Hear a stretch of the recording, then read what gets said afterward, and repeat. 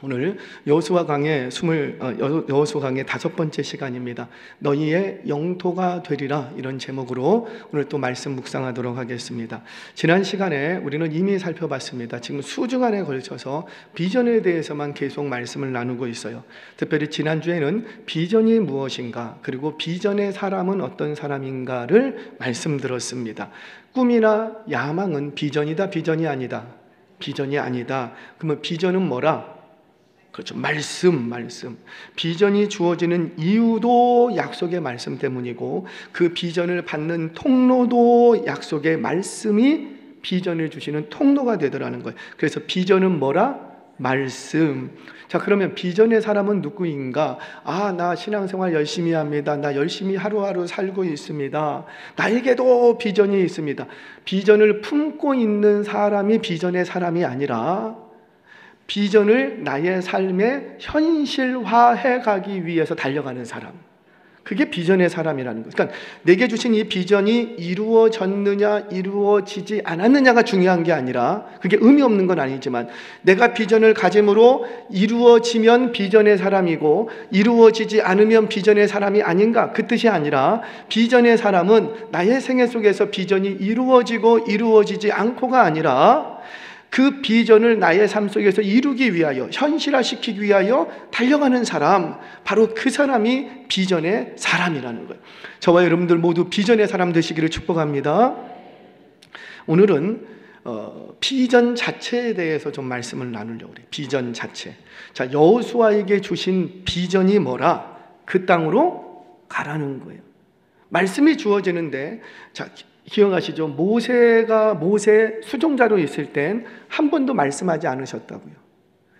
여호수아에게 말씀하지를 않으셨어. 그런데 모세가 죽고 나니까 이제 하나님께서 누구에게 말씀하시고?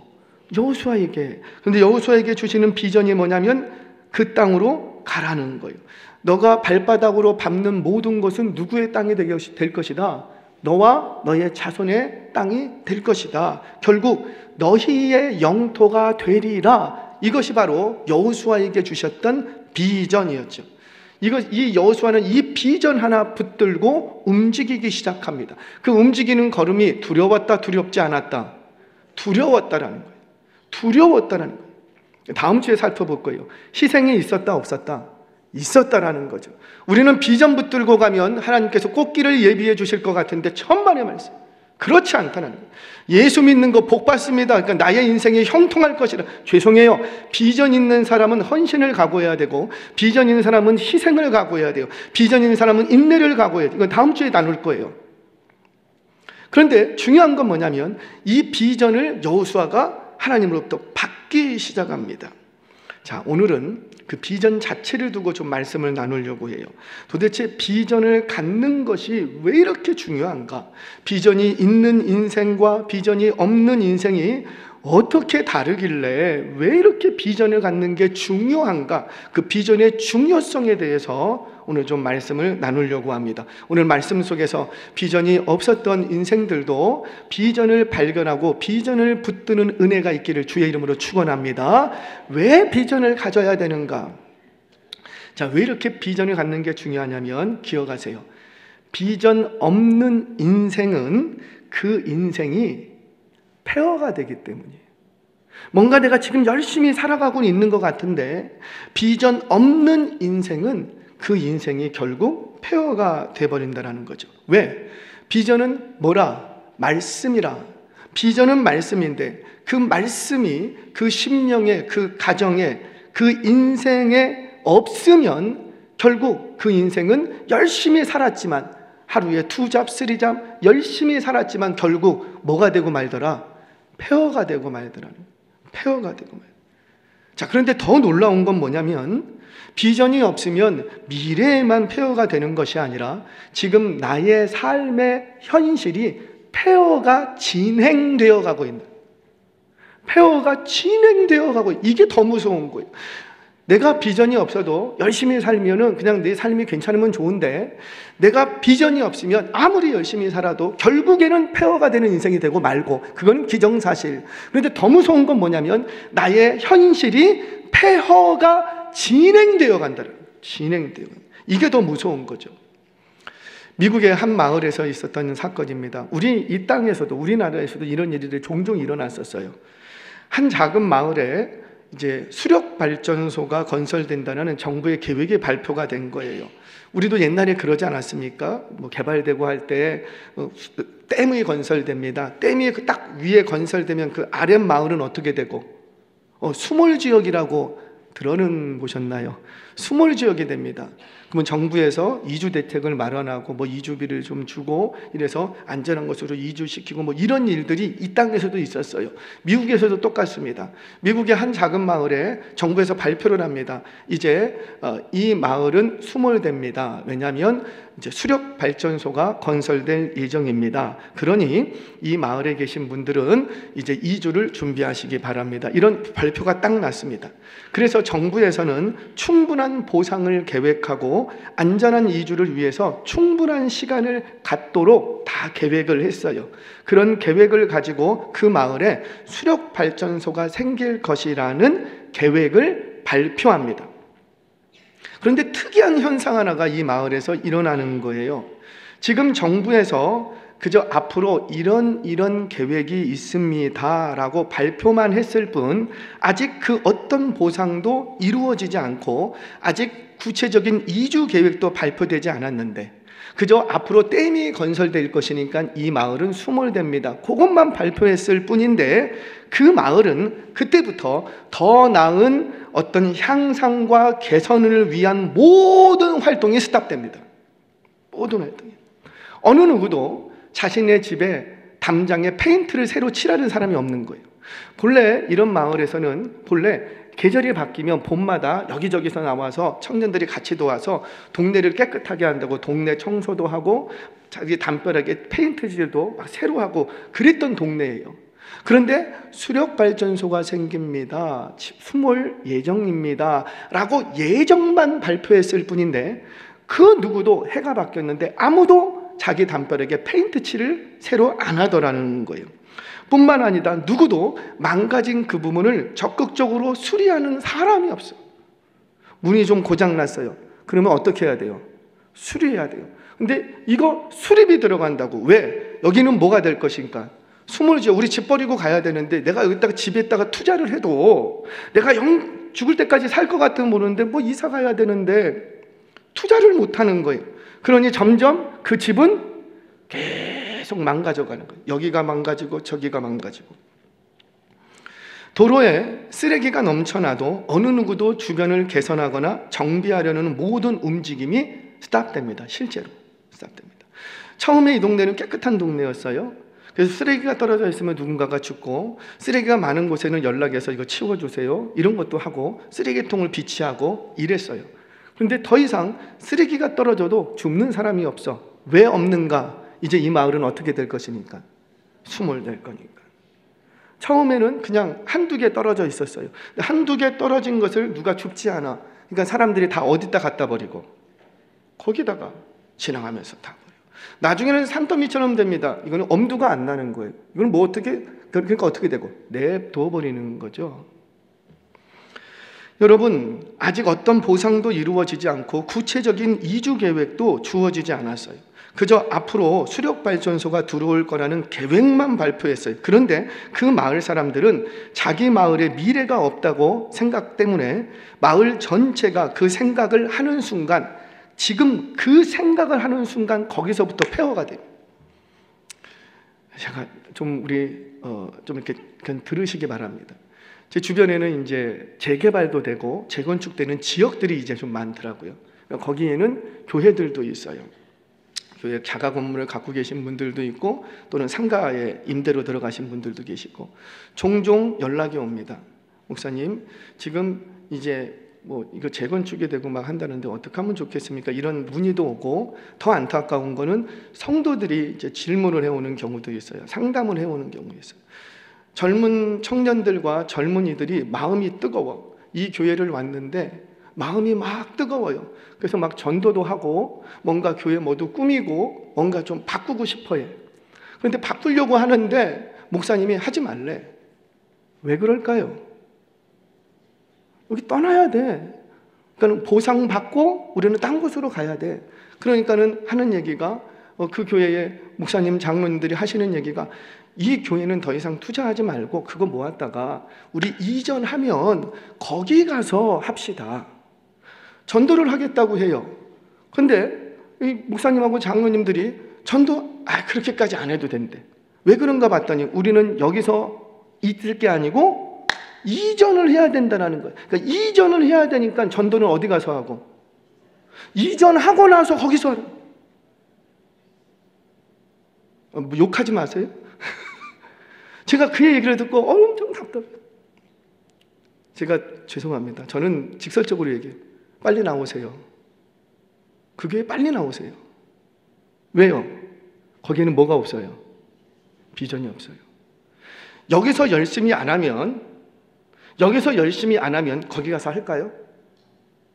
여기에 마음이 뜨거웠던 마음을 가지고 여기로 가져가야 되는데 여기에 뜨거웠던 마음을 다 불 꺼버리고 거기 가서 새롭게 일으키자? 안 되는 거예요. 제가 한 교회를 갔습니다. 교회를 갔는데 세상에나 교회 입구에 불이 다 꺼져 있어요. 수요 예배를 딱 갔는데 컴컴 교회가 어디 있습니까? 저기 있대. 그리고 갔더니만 교회가 안 보여, 도로가에서. 그랬더니 이렇게 보니까 진짜 교회가 있어. 그런데 등 하나가 없어요. 그러니까 입구에 좀 불을 밝혀야 되는데 불이 안 켜져 있으니까 밖에서 보니까 난 교회가 없는 줄 알았어요. 그래서 예배를 다 드리고 물었어요. 거기 장로님께. 여기 뭐 전기세 아끼시려고 불을 껐습니까? 그러니까 아니 고장났대. 고장났으면 어떻게 해야 돼요? 고쳐야지. 나중에 알았어요. 그 교회가 도로 계획이 있어. 시에서 도로 계획, 여러분 시에서 뭔가 행정을 딱 결정하면 그거 바뀌어요, 안 바뀌어요? 안 바뀝니다. 서류 하나만 넣으면 되니까 안 바뀝니다. 그러니까 도로 계획이 있어. 근데 도로가 교회를 치고 나가게 돼 있어요. 교회가 본당을 딱 치고 나가요.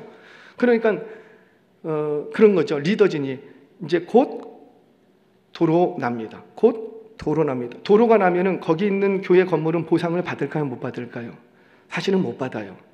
건물에 대한 것들을 가치를 인정받지 못해요. 그러니까는 더 해도 원칙이 뭐냐면 아무리 교회를 의리하게 꾸며놔도 일단 도로 계획이 딱 터져갖고 밀어버리면 보상을 못 받아요. 그거 각오하고 해야 돼요. 그러니까 리더진들에서 돈을 그런 데 쓰면 안 된다고. 어차피 이거 될 거니까. 그래서 전기를 안 고쳤어요. 그래서 불을 꺼놓은 상태에서 그냥 교회를 출입하는 거예요. 몇 년 동안? 20년 동안.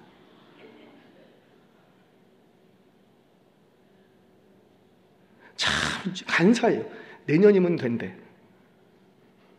근데 내년 됐더니 내년이면 된대. 내년이면 된대. 그렇게 5년, 10년을 기다렸어요. 5년, 10년을 기다렸으니까 어때요? 조금만 더 기다리면 된대. 20년. 여러분 뭘 얘기합니까? 나의 인생이 아무리 화려하고 아무리 대단했어도 비전을 잃어버리는 순간 그 인생은 미래에도 폐허가 되지만 정말 안타까운 것은 그 생각을 비전을 잃어버리는 순간 나의 현실도 폐허가 진행되어 간다는. 어떤 학자가 이 마을을 연구했습니다. 연구하면서 내린 결론이 이런 결론이에요. 미래에 대한 믿음이 없는 곳에는 현재에 대한 힘도 없다. 여러분 반드시 기억하세요. 비전은 하나님의 말씀인데 하나님의 말씀이 없는 그 가정은 이미 폐허가 진행되어 가고 있는 거예요. 그래서 비전은 여러분들의 미래만 바꾸는 게 아니라고요. 내가 지금 비전을 가지면 그것이 이루어지고 안 이루어지고를 떠나서 내가 오늘 비전을 가지면 나의 현실을 바꾸어낼 수 있는 힘을 가지게 됨을 믿으시기를 바랍니다. 그래서 비전 있는 가정은 지금 좀 더 나은 향상과 더 나은 삶으로 변화될 수 있는 힘을 가지게 되는 것이고 그 힘으로 인하여서 그의 미래는 바뀌게 되는 거예요.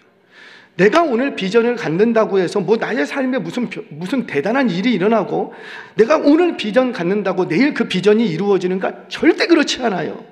그런데도 오늘 내가 그럼에도 불구하고 비전을 가져야 되는 이유는 내가 오늘 비전을 가지면 오늘 나의 폐허가 된 이 삶을 스탑하고 나의 삶을 미래에 변화시킬 수 있는 힘을 오늘 가지게 되는 거예요.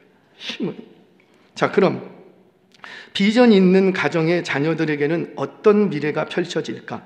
비전 없는 가정은 폐허가 진행된다면 비전 있는 그 가정은 어떤 역사가 있을까? 미래를 바꿀 수 있는 힘을 가지기 때문에 그의 후손들도 아름다운 땅에 들어갑니다. 자, 내가 힘을 가졌어요. 이런 거죠. 부모가 힘이 있어. 그럼 혜택은 누가 다 보고?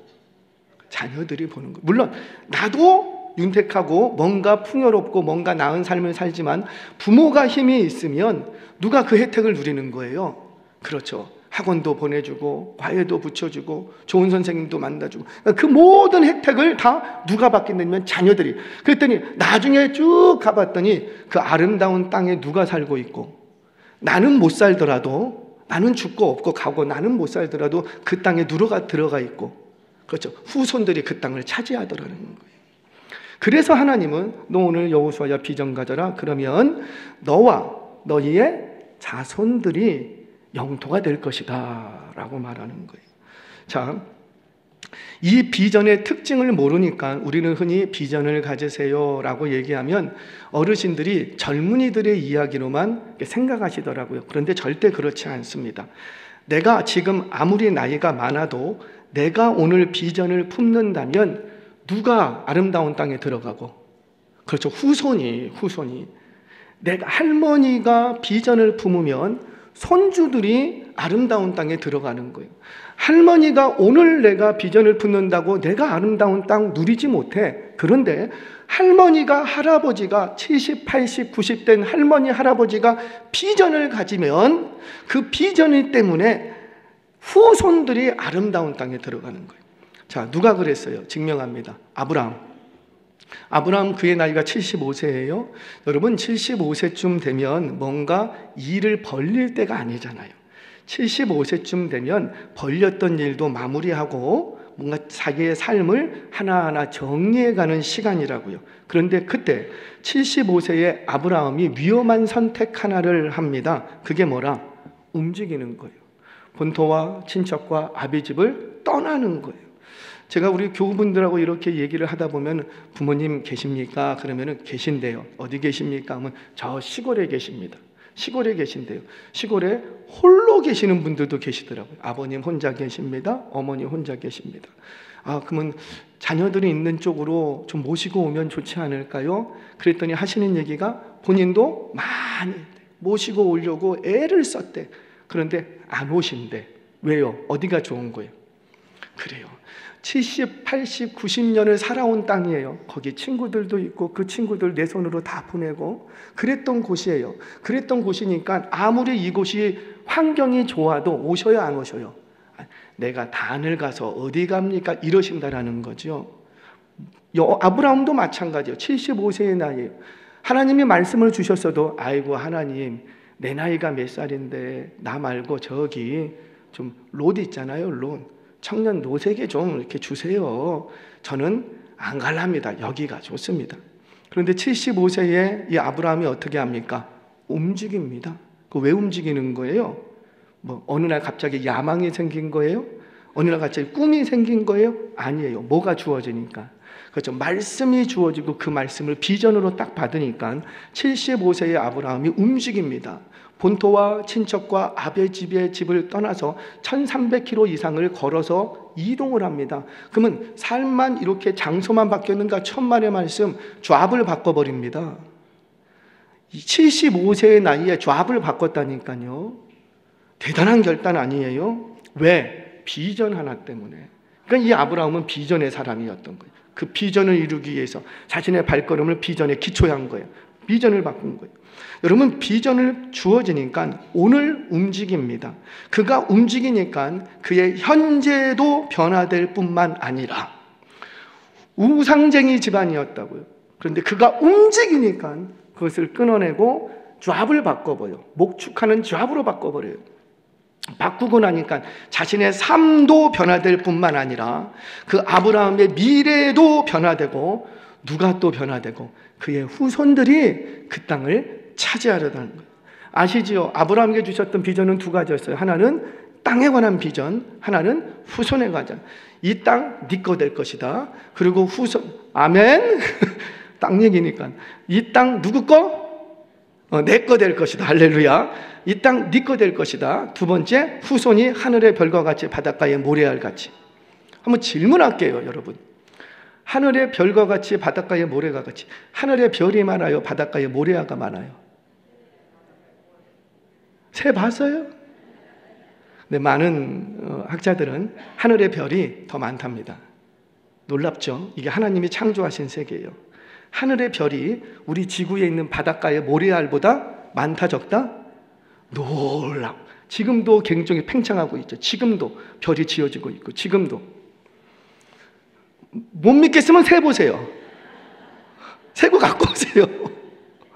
여러분, 뭐예요? 아브라함이 비전을 가졌어요. 땅에 관한 비전을 가졌지만 그는 일평생 땅 한 평 얻지 못했습니다. 고작해야 자기 묘자리 하나 왔는데 그것도 돈 주고 샀어요. 얻지 못했어요. 심지어 자손을 뭐 그렇게 하늘의 별같이 돋는다 그렇지 않았어요. 후손 몇 명 보고, 하나 보고. 그럼에도 불구하고 그는 움직입니다. 움직였더니 그 땅이 누구의 땅이 되고 그의 후손들의 땅이 되더라는 거예요. 내가 나이를 상관, 우리 고령의 어르신들 오늘 비전을 가져주시기 바랍니다. 자녀 손들을 향한, 이민족을 향한, 우리 가문을 향한 비전 하나를 가지시기를 바랍니다. 그 비전을 갖고 우리 어르신들이 움직이기 시작합니다. 움직인다는 건 뭐예요? 기도하기 시작하고 자꾸 우리 후손들에게 어르신들의 비전을 나누고 자꾸 움직이기 시작하면, 물론 나는 그 땅에 못 들어가. 그런데 여러분들의 후손들이 그 아름다운 땅에 들어가게 될 줄 믿으시기 바랍니다. 한 사람 더 얘기하죠. 120년 전, 벌써 120년 전이 됐어요. 120년 전 20살, 20대의 한 청년이 조선 땅을 밟습니다. 머리는 노랗고 눈은 파랗고 삐쩍 말라서 키는 크고 바로 언더우드였어요. 그가 땅끝까지 이르러 복음을 증거하라라는 주의 말씀을 비전으로 받았어요. 비전 하나 붙들고 복음의 불모지가 어딘가 이렇게 봤더니 조선 땅이 열릴 가능성이 있다. 조선으로 눈을 돌립니다. 당시 120년 전 조선은요, 그야말로 폐허였어요. 어느 정도로 폐허였냐면 이 건물만 폐허가 아니라, 도로만 폐허가 아니라 생각까지도 폐허였어요. 그 폐허가 되어버린 그 조선 땅을 밟은 언더우드는 그가 이제 거리를 다니면서 복음 전도하기 시작합니다. 왜? 복음만이 이 땅을 변화시킬 수 있다고 믿었던 거예요. 그래서 그 머리 노랗고 눈 파랗고 갓 쓰고 다니면서, 그건 다 서양 귀신 붙은 사람이라고, 서양 귀신이라고, 놀림받고 조롱받고 오해받고 막 그냥 따기 맞고 그러면서 복음을 전합니다. 그렇게 해서 복음을 전해서 예수 믿은 사람이 몇 명? 10수명이 안 돼요.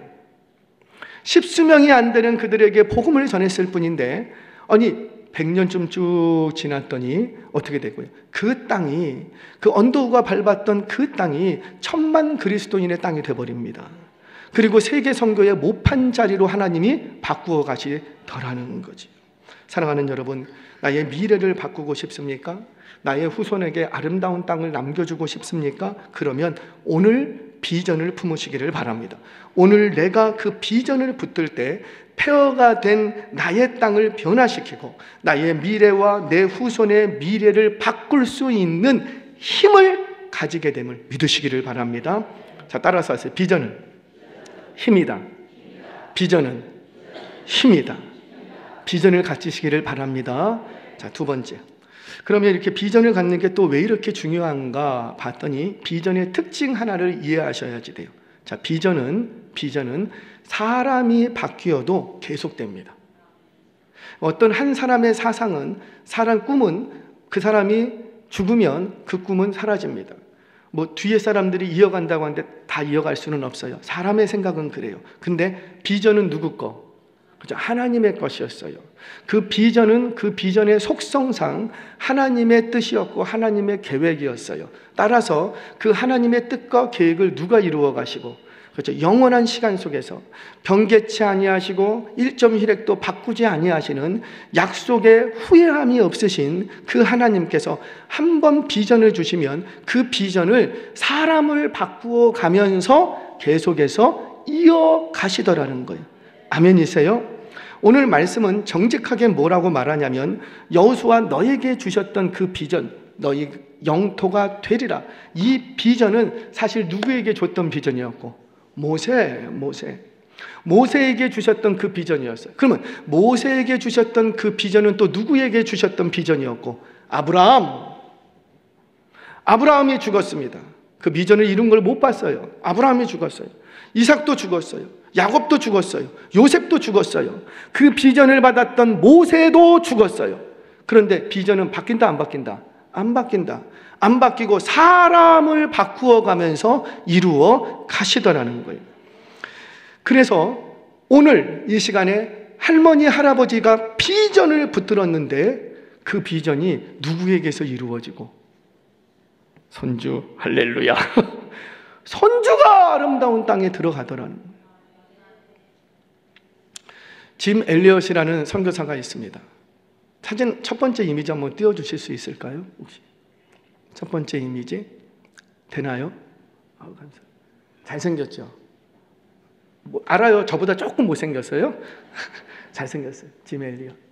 여기 5명이 있습니다. 여기 5명이 짐 엘리엇의 친구 4명입니다. 휘튼 대학 출신 수석이에요. 놀래도 안 해요. 휘튼 대학, 교통대학이 아니고 휘튼 대학 출신의 재원입니다.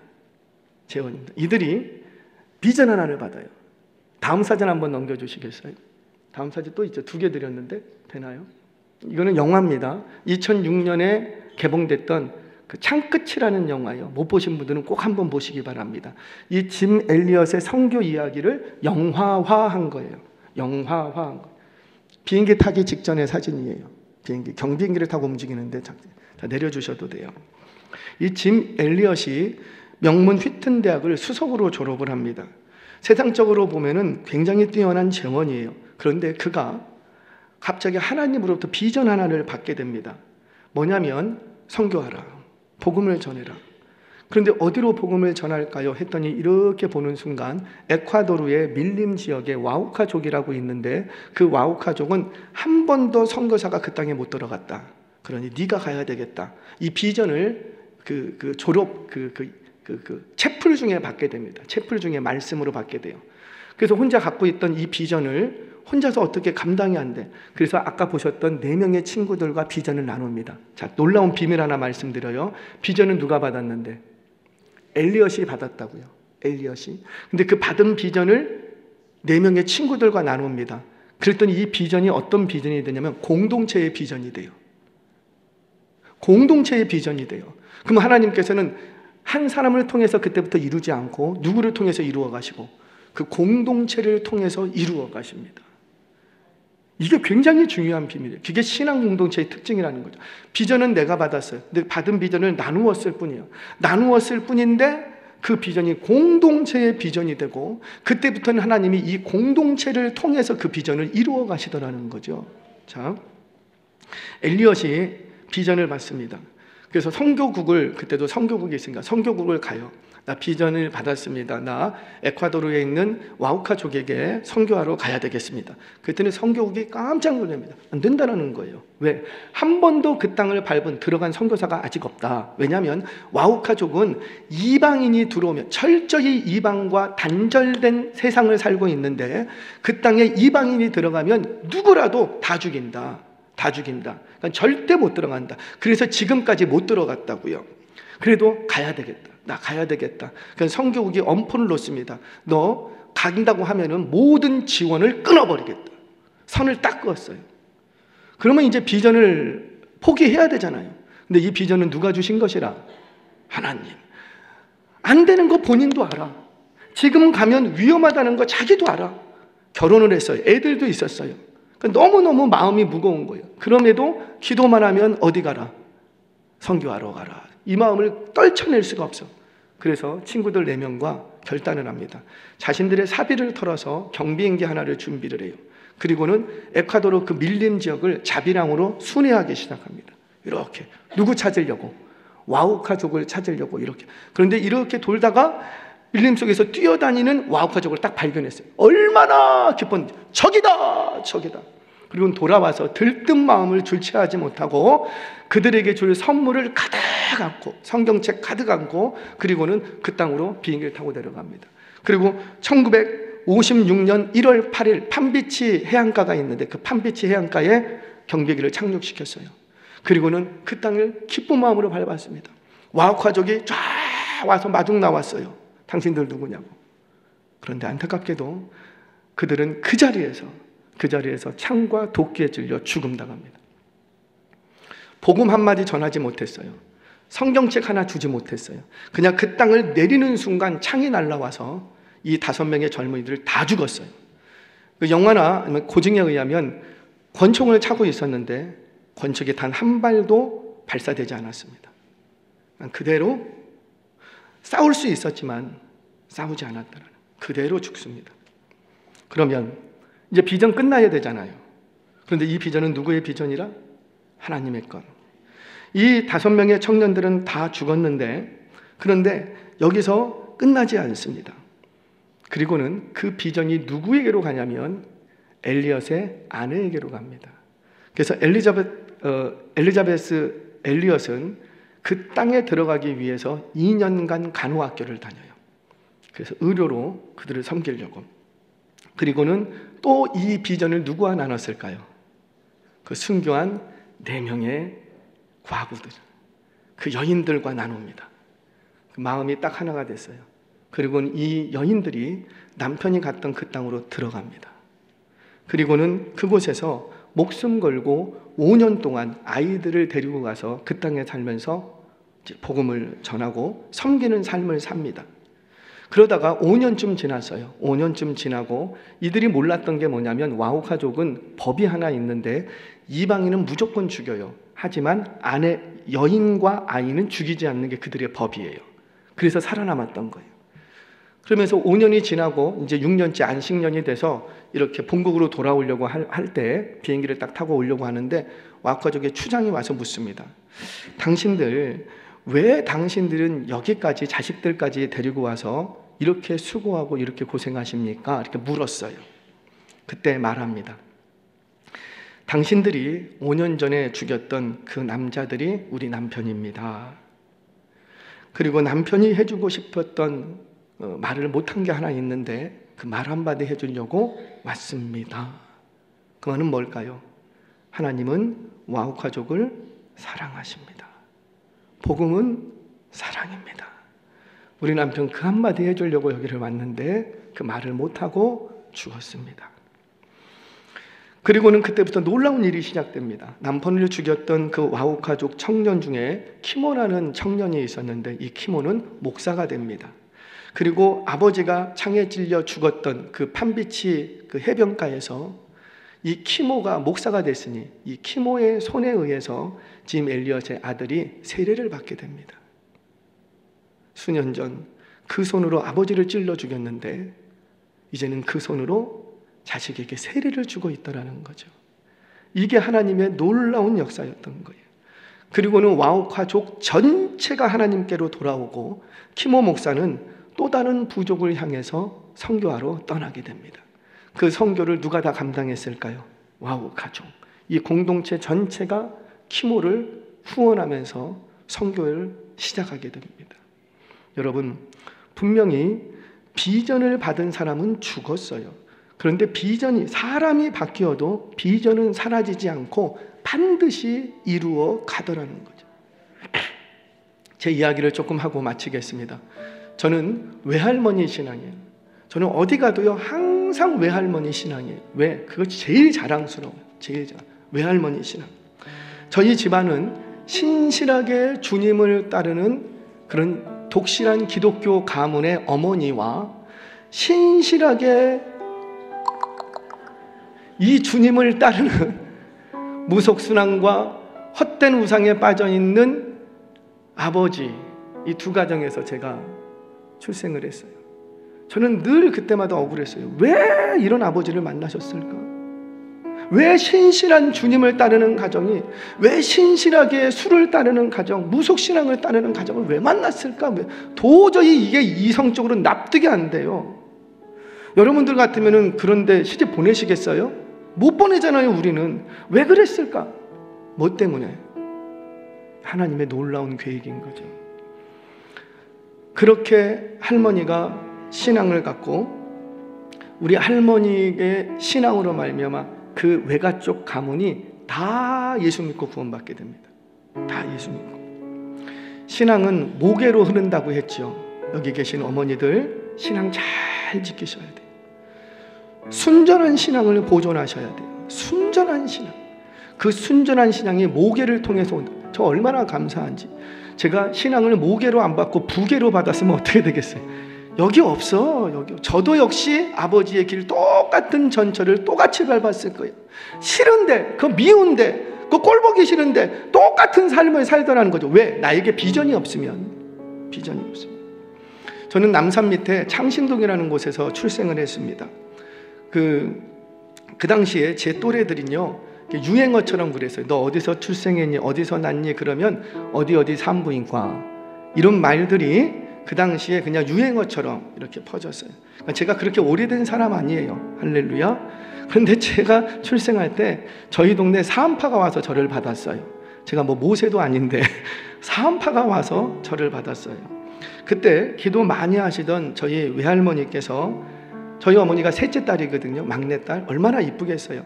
그 막내딸 몸 푼다고 전라도 광주에서 올라오셔서 대기하고 계셨어요. 그러다가 절을 받았습니다. 할머니가 탯줄 끊고 절을 받았어요. 그리고는 절을 딱 받아들고 첫 번에, 그때 기도 많이 하셨거든요. 예언의 능이 있으셨어요. 딱 받고는 오메 야곱이요 야곱이. 야곱이 어떤 인생을 살았죠? 험악한 인생을 살았어요. 예언의 능이 있으셔서 제가 어떤 인생을 살지를 아셨나 봐요. 오메 야곱이요 야곱이. 그때 다니엘이야 다니엘 이랬으면 내가 정치판으로 갔을 텐데, 사자굴도 좀 들어가고. 근데 야곱이야 야곱이. 험악한 인생. 그래서 2년에 이사를 12번씩 했는지는 모르겠지만 험악한 인생. 저희 외가 쪽으로는 저 제국입니다 이러면 몰라요. 저 야곱입니다 그러면 다 알아요. 저희 외할머니가 참 기도를 많이 하시고 은사도 많으셨는데, 특별히 존경스러웠던 건 조금 가지고 있는 그 재산을 당시 가난한 사람들한테 다 나눠줬어요. 다 나눠주고 본인은 방 한 칸이 없었어요. 재산이 없던 분이 아닌데 방 한 칸도 없었어요. 그래서 우리 큰 이모님, 큰딸 집에 얹혀 사셨습니다. 옷도 3벌이 없었어요. 옷도 3벌이. 아까도 말씀드린 것처럼 저희 외가 쪽은 할머니의 신앙으로, 첫 신앙인데 그 할머니의 신앙으로 전부 다 전도당해서 예수 믿었어요. 그런데 그때마다 기도할 때마다 항상 기도 제목이 우리 가정에도 장로 나오게 해주세요. 우리 가정에 장로님 나오게 해주세요. 장로님 나오게. 그게 기도 제목이었어요. 왜냐하면 딸만 셋이었거든요. 그러니까 당시에 딸이 아무리 믿음이 있어도 장로가 못 돼요. 그러니까 항상 우리 가정에 장로님 나오게 해주세요. 항상 그게 기도 제목이에요. 그리고 뒤따라오는 게 그래도 은혜 주시면 목사 1명 좀 나오게 해주시고, 그게 기도 제목이셨어요. 그리고는 이렇게 사는데 장로님이 안 나와. 우리 가정에 장로님이. 왜? 딸만 셋인데 장로님이 안 나와. 그런데 그 큰 이모님 자녀들이 1남 6녀예요. 저희 형님들이죠. 누님들이 1남 6녀. 첫째 딸 낳고 둘째 아들 낳고 아들 하나 더 낳으려고 딸 5을 낳았어요. 할렐루야. 1남 6녀. 근데 1남, 이 장남이 장로님이 못 됐어요. 지금도 못 됐어요. 장로님이 못 됐어요. 그런데 신기하게 6딸이 사위가 다 장로가 됩니다. 아니, 1명 정도는 장로님 안 될 수도 있잖아요. 그렇잖아요. 1명 정도는. 근데 6딸이 사위가 다 장로님 되셨어요. 제가 흉 좀 보려면 한도 끝도 없어. 어떤 인생을 살았는지. 제가 장로님 되실 분들이 아니야. 맨날 올라. 맨날 어디 가서 꽃꽂이하고 막 다니고, 사내 중내 이혼합니다 그런 말도 막 돌았다고요. 그런데 버티세요. 버티셔야 돼요. 그때 이혼한다고요? 저희 누님들 거의 다 그랬어요. 왜? 너무 신실하니까. 여인이 너무 신실하니까. 저분 권사님 자녀라고 하는데, 장로님 자녀라고 하는데 자기 성에 안 찬 거예요. 너무 신실하니까. 그러니 못 살겠다고. 그런데 견뎠더니 그 6 사위 형님들 모두가 다 장로님 됐어요. 할렐루야. 모든 영광을 하나님께. 다 장로님 됐어요. 얼마나 너무나 자랑. 다 큰, 교회가 크고 작고가 중요한 건 아니지만 다 큰 교회, 다 지금 시무 장로님도 다 계세요. 그런데 이제 문제는 뭐예요? 목사님을 못 봤어요. 목사 나오는 걸 못 보고 소천하셨어요. 그런데 애매하게 그 기도가 어디로 오고 저한테 왔어요. 저는 솔직히 얘기합니다. 저의 모든 목회의 근간은 신학? 할머니 기도예요. 정말 할머니 기도예요. 정말 할머니한테 감사해요. 저희 어머니가 아니라 저희 할머니. 제 모든 신앙, 방황할 때가 왜 없었겠습니까? 방황할 때 다시 돌아올 수 있었던 것? 엉뚱한 생각할 때가 왜 없었겠습니까? 엉뚱한 생각은 내가 할지라도 그 걸음을 인도하시는 분은 여호와시더라. 왜 하나님이 나를 여기까지 인도하시고 왜 나를 여기까지 인도하시고 이렇게 목회하게 하시는가? 내가 잘나서. 저는 제 주제를 알아요. 저는 그럴 사람이 못 돼요. 뭐가 있어요? 학벌이 있어요, 뭐 돈이 있어요, 백이 있어요, 키가 커요. 하나도 없어. 그럼에도 불구하고 여러분들과 함께 신앙생활하고 교회를 섬겨갈 수 있는 이유는 할머니가 기도. 할머니 한 분이 비전을 붙잡았더니 그 후손들이 아름다운 땅에 들어가더라는 거죠. 사랑하는 여러분, 미래는 비전, 오늘 여러분들이 비전을 붙드시기를 바랍니다. 나는 나이가 많아요. 제발 그런 생각하지 말고 오늘 지금 붙드시기를 바랍니다. 아버지들이 비전 붙드시기 바랍니다. 그 가정에 아버지의 실수 때문에 회사가 도산하고 아버지 어머니의 실수 때문에 집안이 몰락하고 경매 처분당하고 억대에 달하는 부채를 껴안는 빚쟁이가 살고, 그래도 폐허가 된 땅이라도 거기서 아버지가 비전 붙들면, 어머니가 비전 붙들면, 안 되면 자식이라도 비전 붙들면 그 반드시 그 폐허가 된 땅은 변화될 줄로 믿습니다. 왜? 비전은 힘이기 때문이에요. 비전은 힘이기 때문에 나의 폐허가 된 미래의 땅을 바꿀 수 있는 힘을 갖는 것이기 때문에 오늘도 이 말씀 앞에 나의 폐허간 땅을 바꿀 수 있는 비전이 뭔지, 또는 나는 이 비전을 이루기 위해서 오늘 내가 무엇을 해야 될지, 이 부분 앞에 다시 한번 말씀 앞에 엎드리시고 답을 얻고 비전을 붙들고 달려갈 수 있는 저와 여러분 우리 모두 되시길 주의 이름으로 축원합니다.